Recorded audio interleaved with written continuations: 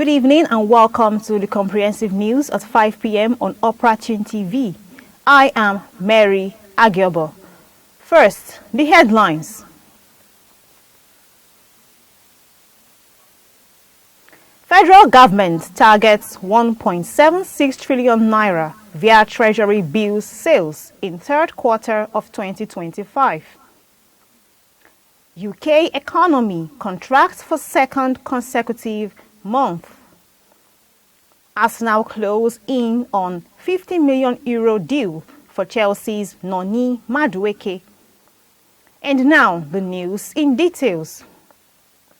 The Central Bank of Nigeria has announced plans to raise 1.76 trillion naira through treasury bills between July and September 2025 as part of the federal government's borrowing program for the 2025 fiscal year.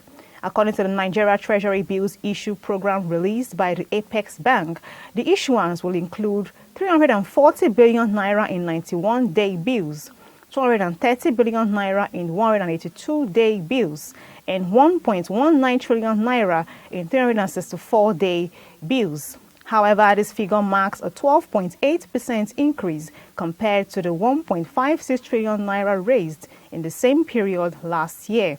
The issuance program, which commenced on July 2nd and will run until September 24th, aims to control liquidity in the economy while supporting the government's fiscal operations. Meanwhile, in July alone, the CBN plans to raise 540 billion naira, while September will see the highest issuance at 770 billion naira, mostly through the 364-day instruments. The National Association of Nigerian Nurses and Midwives Federal Health Institutions, NANFI, has strongly rejected a recent circular from the National Salaries, Income and Wages Commission, describing it as unfair and discriminatory. The circular dated June 27th, entitled Review of Allowances for Medical and Dental Officers in the Federal Public Service, was faulted for excluding nurses from key benefits. At an emergency meeting in Abuja, NANFI President Nurse Moran Kinyo Olajide Rilwan decreed the omission of allowances such as shift duty, uniform, specialist, call duty, and retention allowances. He also criticized the exclusion of nurses from governing boards of federal health institutions and called for the reactivation of the long-dormant Nursing and Midwifery Council. Meanwhile, Rilwan warns that unless the government engages meaningfully, the association may be forced to embark on industrial action.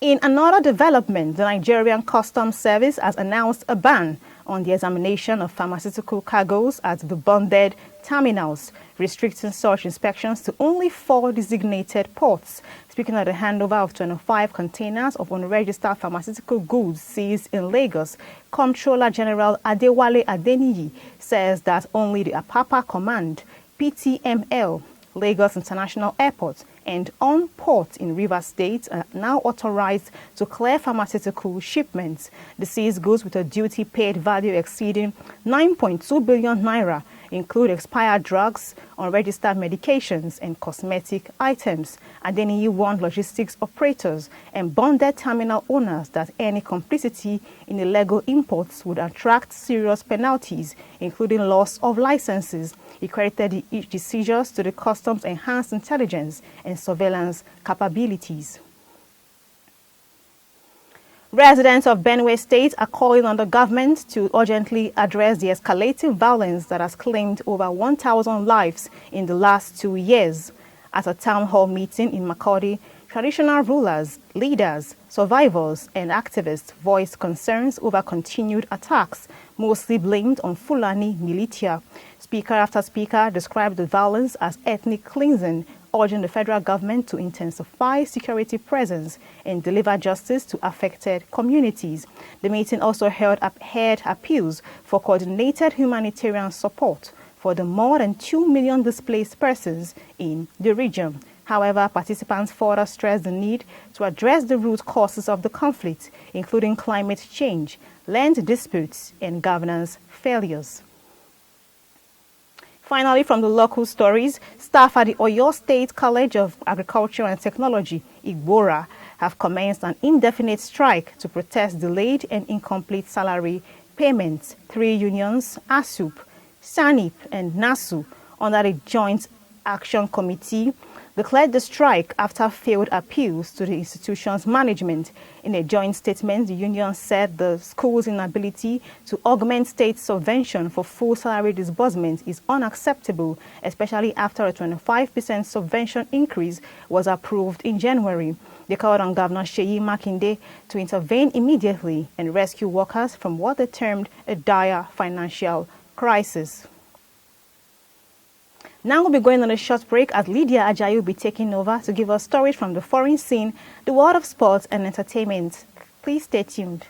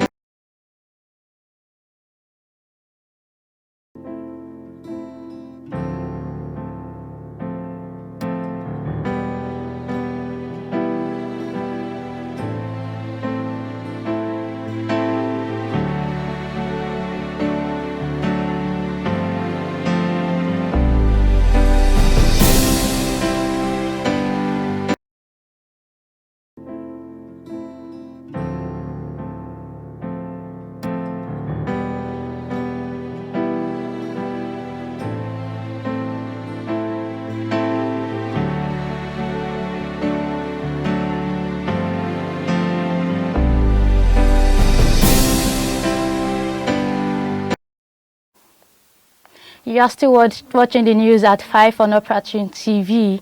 From the foreign scene, Britain's economy has contracted for the second month in a row, with GDP shrinking by 0.1% in May after a 0.3% decline in April. The data released by the Office for National Statistics adds to the challenges facing Prime Minister Keir Starmer's Labour-led government amid inflationary pressures and global trade tensions. Meanwhile, the contraction could affect government spending plans tied to economic growth, particularly following recent backtracking on welfare and pension subsidies.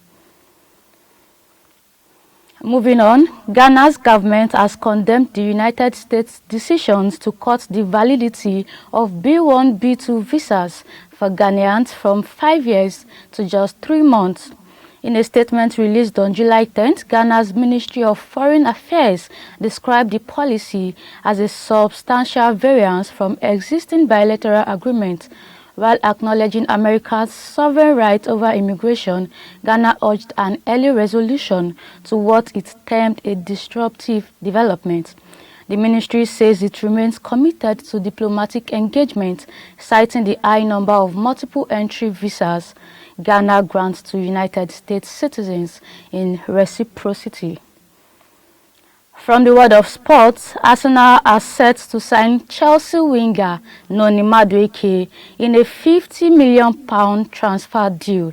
The 23-year-old England international has reportedly agreed personal terms, and the two clubs have reached a broad agreement on the fee. Madueke, who joined Chelsea from PSV Eindhoven in 2023, has made 92 appearances and scored 20 goals for the Blues. In another development, Tottenham Hotspur have completed the signing of Mohamed Kudus from West Ham and are close to finalizing a £60 million deal for Nottingham Forest midfielder Morgan Gibbs-White.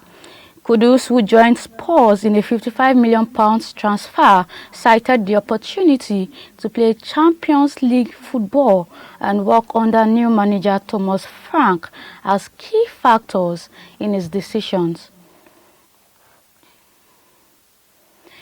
In entertainment, Nollywood actress Iyabo Ojo has alleged that fellow actress Lizzie Anjorin, should be held responsible if any harm befalls her or her children. Speaking in an Instagram live session, Iyabo accused Lizzie of spreading harmful rumors, including false links to the death of singer Mohbad, and of using spiritual means against her family. She called on the public and authorities to take note, saying she was tired of the sustained campaign of harassment.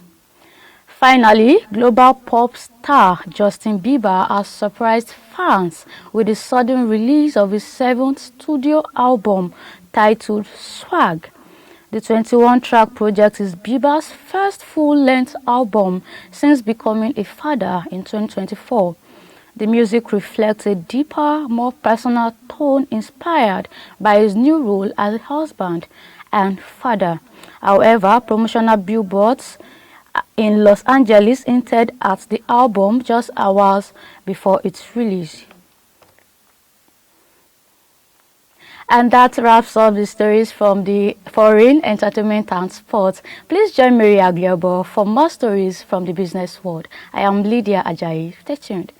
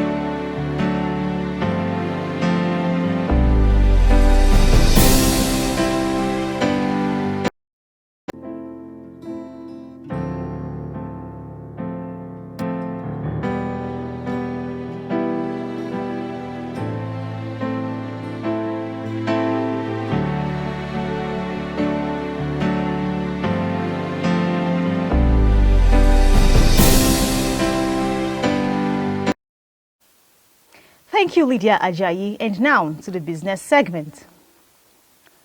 The Arewa Economic Forum has raised the alarm over the Central Bank of Nigeria's new Bureau de Change recapitalization guidelines, warning that they could marginalize northern operators. Chairman Dr. Ibrahim Dandakata described the 2 billion naira and 500 million naira thresholds for Tier 1 and Tier 2 operators as astronomical, warning that most northern BDCs lack the capital to comply.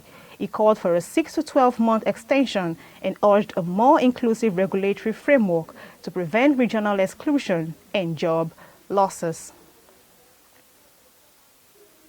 Ecobank Transnational Incorporated has announced the launch of a $250 million capital raise through a private placement of contingent convertible notes. Approved during the bank's extraordinary general meeting in Lome, the initiative commenced on July 9th and will run for 10 days. Renaissance Capital Africa is serving as the transaction advisor for the deal, aimed at strengthening the bank's capital base under Tier 1 requirements. And that wraps up the news of 5 p.m. on Opportune TV. Thanks for watching. Thanks for staying with us. Please subscribe to all our social media platforms. I am Mary Agiobo. Have a good evening.